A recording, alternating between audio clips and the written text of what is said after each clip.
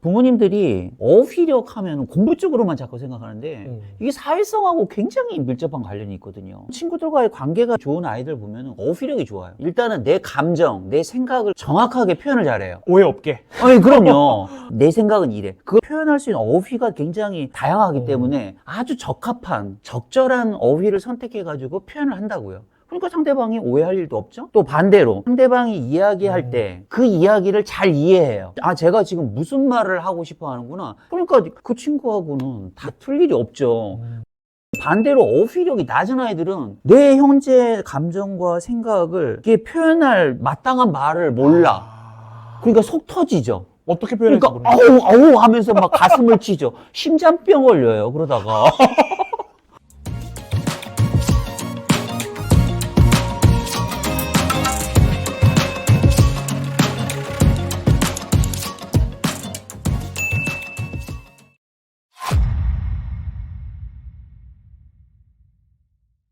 안녕하십니까. 실천할 수 있는 교육 정보만 드리는 가렌 패밀리 프로스피드입니다. 여러분, 오늘의 가든 게스트는요, 초등 고전 문학의 저자이신 송재환 선생님을 모셨습니다. 안녕하세요. 예, 안녕하세요. 반갑습니다. 저는 초등교사 27년째 하고 있는 송재환이라고 합니다. 지난번에 초등학교 2학년 상위권 책으로 예. 이제 20만 뷰 가까운 굉장히 바이럴이 많이 일어난 좋은 정보를 주셔가지고 저도 많은 덕을 봤습니다. 아. 네, 감사드립니다. 오늘도 고급 정보 풀어주시나요? 고급 정보는 아니고요. 일상적으로 널리 다 알려져 있는 지식입니다. 오늘 시간 내주셔서 감사합니다. 네, 감사합니다. 초대해 주셔서. 선생님, 현직에 그 누구보다 또 오래 네. 계시면서 아이들의 그 문해력이라든지 어휘력 수준을 보셨을 텐데요. 현실 그 자체를 좀 알고 싶습니다. 두 가지 정도 에피소드를 소개하고 싶은데, 제가 이제 아이들한테 이제 같이 하는 활동 중에 하나가 이제 오늘의 낱말이라고 하는 중요한 낱말을 갖다가 공책에 적어 가면서 그걸 매일 읽고 하는 거예요. 제가 이제 단어가 음력 5로 예, 올리잖아요. 단어의 뜻을 오늘의 낱말에 적고 하면서 이제 단어에 대해서 설명을 하면서, 얘들아, 이도령과 춘향이가 만난 날도 이 단어 날이야. 그랬더니 여자아이가 손을 들면서, 선생님, 춘향이가 누군데요? 그래서 그랬더니 그 옆에 있는 짝꿍이, 너 춘향이 몰라? 춘향이가 누군데? 그랬더니 막 뭐 이러면서 지들끼리 난리가 났어요. 제가 6학년 아이들 예전에 지도할 때 겪은 일인데, 어떤 일이 있었냐면, 국어 시간에 뭔 이야기를 하다가 혹부리영감 이야기가 나왔어요. 근데 어떤 남자애가 진지하게, 선생님, 혹부리영감 이야기가 뭔 이야기예요? 그래서 제가 순간 충격에 쌓였어요. 어디서부터 얘기해? 혹부리 영감 이야기를 6학년이 모르다니. 다른 아이들도, 야, 너 혹부리 영감 이야기 진짜 몰라? 나 모르는데 처음 들어본다고. 그래서 그때 교실 전체가 다 멘붕이었던 상황이 한번 있었는데, 그 남자아이가 6학년 졸업하고 미국으로 유학을 떠날 예정인 아이였어요. 그 아이가 6학년으로 졸업하고 미국으로 떠나면은 몇 년이 지나면 우리말보다는 영어가 더 자연스럽겠죠? 우리말도 까먹겠죠? 그리고 6학년이면 당연히 알고 있어야 될 혹부리 영감 이야기도 몰라요?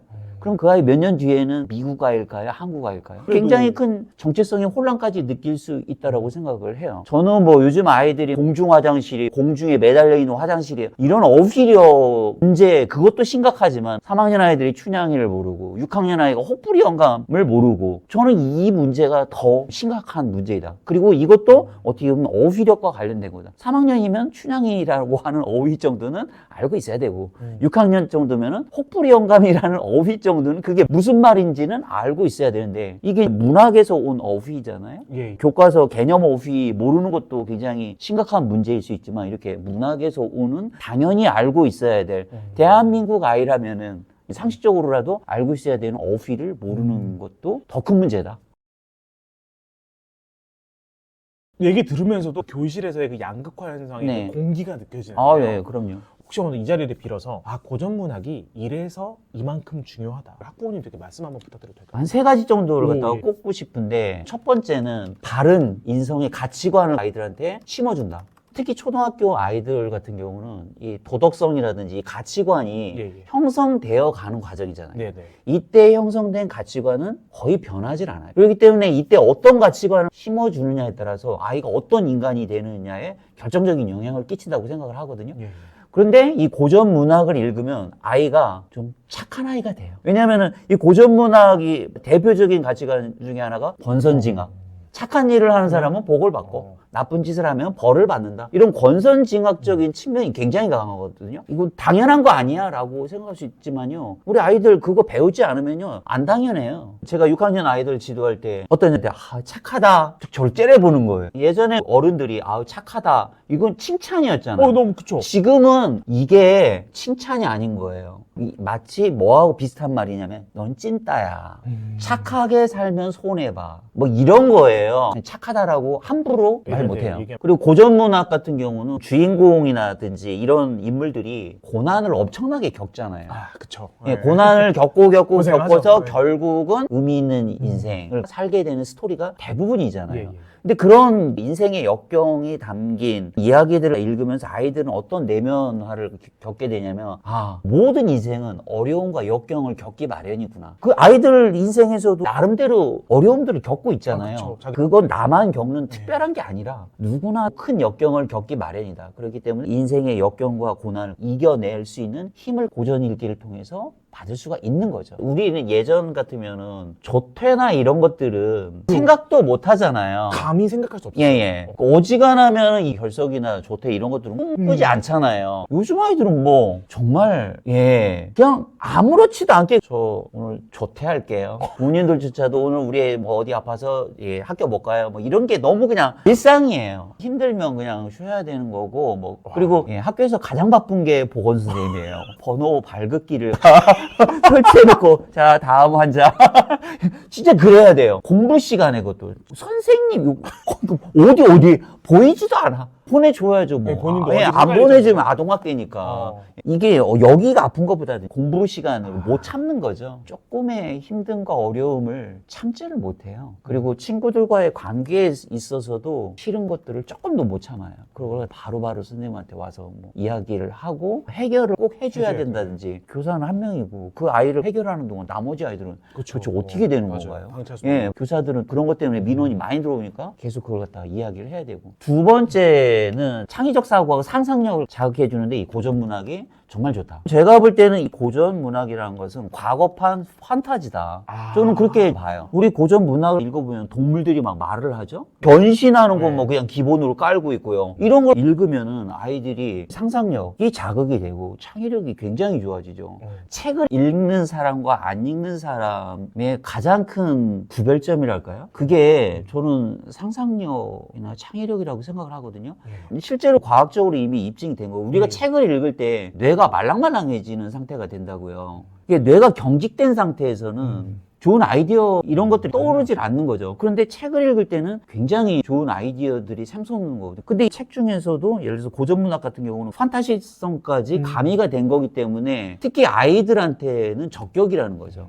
상상력이나 이 창의력이 좋아지면은 다른 모든 것에 다 영향을 끼치잖아요. 예를 들어서 국어 글쓰기를 할 때 다른 아이들은 생각해낼 수 없는 기발한 것들을 쓰는 아이들 상상력이나 창의력이 좋은 거고 예를 들어 미술 시간에 어떤 주제에 대해서 그려봐라 했을 때 어떤 아이들은 그냥 뻔한 거 어떤 아이들은 굉장히 기발한 거 굉장히 의미가 있는 것들을 그려낸단 말이죠. 그것은 상상력과 창의력이 각각 다른 형태이지만은 다르게 발현이 되는 거죠. 어떻게 보면은 국어라는 영역에서만 생각했는데 이거 하나 제대로 읽혔더니 다른 과목에도 영향을 끼치는 거네요. 그걸 통해서 길러진 상상력이나 창의력이 여파가 가는 거죠. 세 번째는 고전문학을 왜 우리가 읽어야 되는가? 민족적인 정체성과 일체감을 형성시키기 위해서 고전문학을 읽어야 된다. 저는 그렇게 생각을 해요. 혹부리 영감 이야기를 모르는 6학년 아이가 미국으로 유학을 간단 말이죠. 그럼 그 아이는 한국 사람이에요? 미국 사람이에요? 그쵸. 우리 민족의 정체성을 드러내는데 피부 색깔인가요? 그건 아니라고 봐요. 얼마나 많은 외국인 우리나라에 와서 털을 잡고 살고 있어요. 근데 생긴 모양은 우리하고 똑같은데 우리 말을 못하고 우리나라 옛 이야기를 모른다? 그럼 걔는 민족 혼이 없는 아이다. 저는 그렇게 생각해요. 자, 어떻게 하면 우리 아이들이 재밌게 고전을 즐길 수 있을까요? 저는 일반 책 읽기하고 크게 다르지 않다. 만약에 일반 책은 굉장히 잘 읽는데 특히 고전 문학은 너무 읽기 싫어한다? 그런 아이들은 없을 거라고 생각합니다. 일반 책하고 고전 문학하고 조금 다른 점이 있다라고 하면 어휘 수준이 조금 높아요. 더. 왜냐하면 현 세대에 살아가는 아이들한테 익숙치 않은 어휘들이 있기 때문이죠. 저는 고전 문학만 특별히 특화시켜서 읽을 수 있는 뭐 특별한 방법이라기보다도 읽어도 여기에 맞는 그 읽기 방법을 추천드리고자 한다면 소리 내서 읽으면 좋다.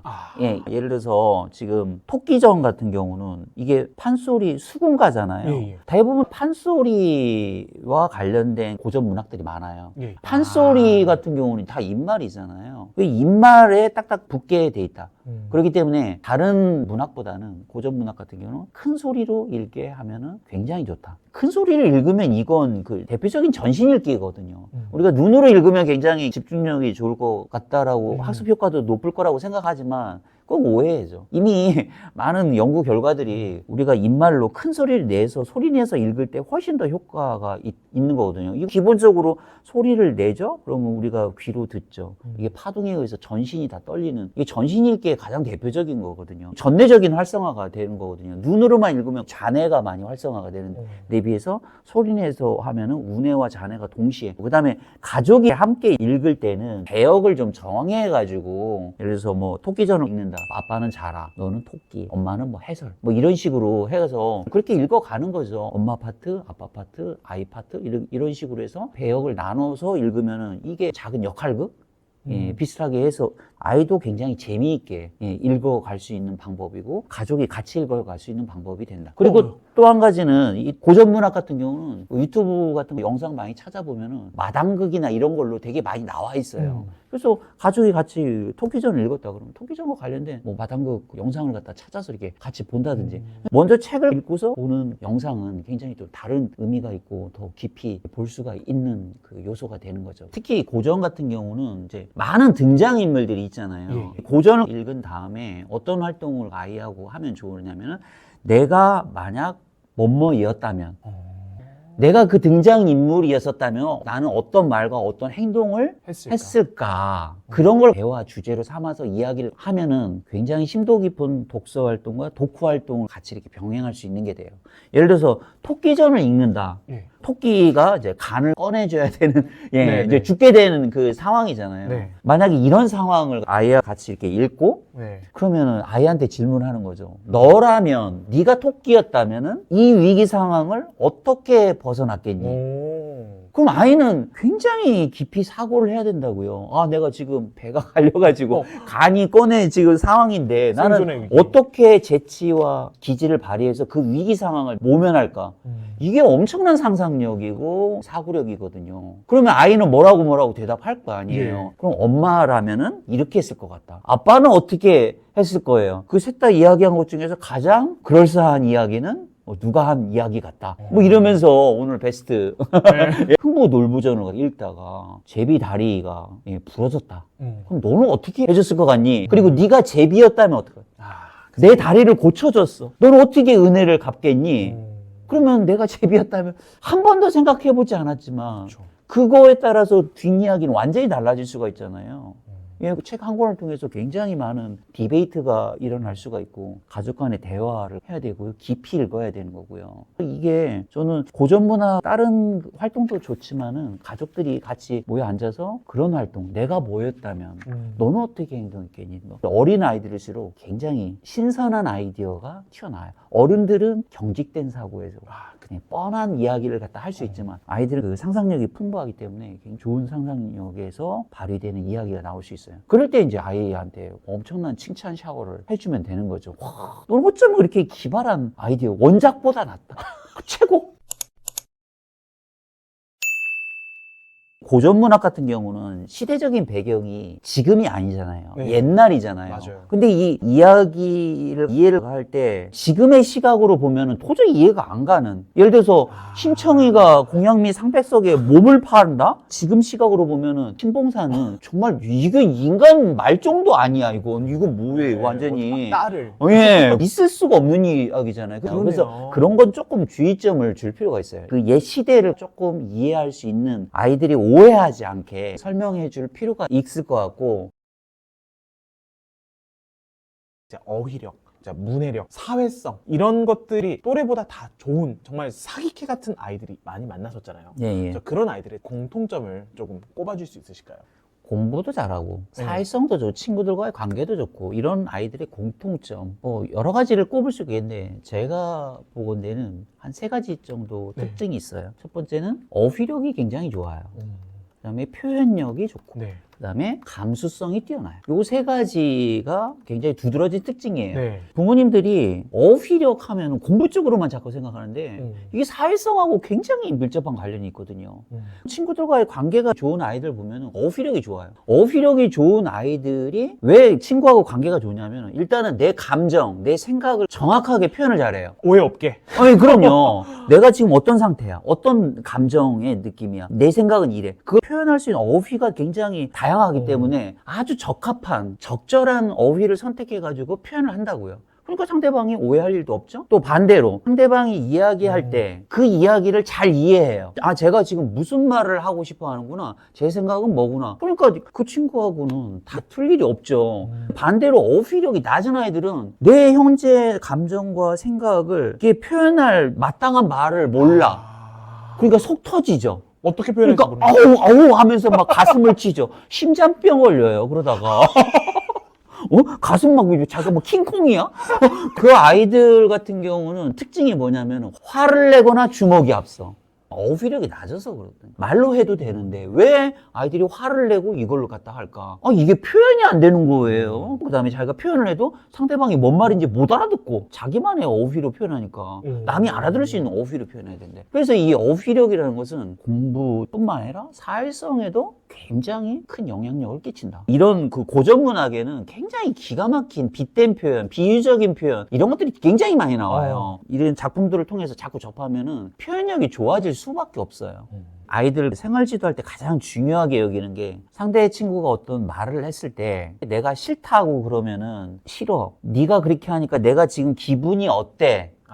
하지 마. 계속 하면은 나 선생님한테 이럴 거야. 계속 아이들한테 훈련시키거든요. 그런데 문제가 지금 네가 그렇게 하니까 내 기분이 어때? 내 감정이 어때? 이걸요 쉬울 것 같죠? 우리 아이들한테 감정 어휘를 쓰라고 하면 몇 개를 쓸 것 같아요? 기쁘다, 슬프다, 화난다. 땡이에요. 생각보다 그러네요. 아이들이요 5개 넘어가는데 힘들고요 10개 이상 쓰는 아이들이 별로 없어요. 그런데 어휘력이 풍부한 아이들은요 20개, 30개를 쓰는데도 큰 무리가 없어요. 어른들조차도요 감정을 나타내는 어휘를 써보라고 하면 20개, 30개 넘어가는 어른이 그렇게 많지 않아요. 아니 뭐 슬프다 이것도 눈물 날 것 같다. 서운하다. 네, 서운하다, 섭섭하다 뭐 별의별 다양한 어휘들이 있잖아요. 정도가 다르잖아요. 예. 그래서 자기의 감정을 나타내는 어휘조차도 빈약한 아이들이 굉장히 많다고요. 저는 일주일에 한 번씩 의무적으로 나만의 낱말. 나만의 낱말? 예. 그러니까 예를 들어서 슬프다를 사전적인 의미를 먼저 쓰게 해요. 그리고 내가 내린 정의. 예를 들어서 어떤 아이는 슬프다를 갖다 이렇게 표현해. 동생과 싸웠는데 엄마가 동생 편만 들어줬을 때 드는 기분. 확 와닿잖아요. 답답하다를 했는데 어떤 아이가 지하철에 사람이 너무 많았을 때 드는 기분. 아이들이 감정 어휘에 대해서 정확하게 이해하고 자기의 마음을 표현할 때 적확하게 쓸 수 있는 그런 훈련이 필요한 거죠. 마지막으로 감수성 말씀을 드리지만 이제 감수성이라는 걸 어떻게 뭐 정의를 하고 어떻게 얻을 수 있을까? 제가 이제 책 읽기 쪽으로 한정을 하자면은 감수성은 다른 사람이 어떤 말과 행동을 보면서 계속적으로 느껴야 되거든요. 생각하고. 그랬을 때 감수성이 올라가거든요. 그래서 이 고전 문학이라는 것은 굉장히 다양한 등장인물들이 있는데 그 등장인물들이 끊임없이 말을 하고 행동을 하잖아요. 그걸 보면서 계속 자기가 느끼고 생각하고 그 다음에 문학을 좀 더 온전하게 이해하기 위해서는 직접적으로 드러난 말과 행동뿐만 아니라 행간을 읽을 줄 알아야 되거든요. 그랬을 때 감수성이 엄청 좋은 사람이 될 수가 있다. 상대방이 직접적으로 나한테 하는 말뿐만 아니라 하지 않은 말까지 지금 저 사람이 이 말 하고 싶겠구나 이런 기분이겠구나 이걸 행간을 갖다 읽는 거거든요. 그런 것들은 문학을 갖다 우리가 왜 읽는가 그런 것들을 갖다 행간을 갖다 읽어주는 사람이 되기 위해서 그런 게 바로 감수성이 높은 아이죠. 이런 아이들이 이제 공부도 잘하는 거죠. 왜냐하면 행간까지 읽을 수 있는 감수성이 있는 아이들은 이해력이 굉장히 뛰어난 거거든요. 문해력이 굉장히 뛰어난 아이들이거든요. 우리 아이의 감수성과 어휘력과 표현력 다 키워주고 싶단 말이에요. 부모님 영상을 보시고 우리 부모님들이 이 키워드 하나만 가져가셔라. 뭐 책을 읽어야 되는데요. 책을 읽는 것도 저는 요 말로 좀 대신하고 싶어요. 이제 온고지신. 우리가 이런 말 많이 쓰잖아요. 근데 요즘에는 그런 말이 잘 안 쓰이는 것 같은데 옛 것을 익히고 새로운 것을 받아들이라는 거잖아요. 배우라는 거잖아요. 예를 들어서 우리가 책 읽기에서도 옛 것을 먼저 읽을 필요가 있다. 우리는 너무 옛 것을 부정하거나 우습게 여기고 관심이 없다. 저는 좀 안타깝더라고요. 그러니까 책 읽기에서도 요즘 아이들 뭐 최근의 책들 학습만 하나 이런 쪽만 굉장히 많이 나오는데 이런 것만 너무 관심 있어. 예. 근데 이것보다도 더 우선시해야 될 게 먼저 고전 문학 쪽을 알고서 그냥 최근 것을 살붙이듯이 이어가면 좋을 것 같다라는 생각이 들어서 저는 온고지신이라는 말로 좀 맺고 싶습니다. 오늘 귀한 인사이트 나와주셔서 감사합니다. 여러분 오늘 영상 어떠셨나요? 오늘 영상이 도움이 되셨다면 구독과 좋아요를 부탁드리고요. 우리 송재환 선생님의 신간도서 초등고전 문학 그리고 온고지신 이 키워드 하나 가져가시길 바랍니다. 선생님 오늘 시간 내주셔서 감사합니다. 예, 감사합니다.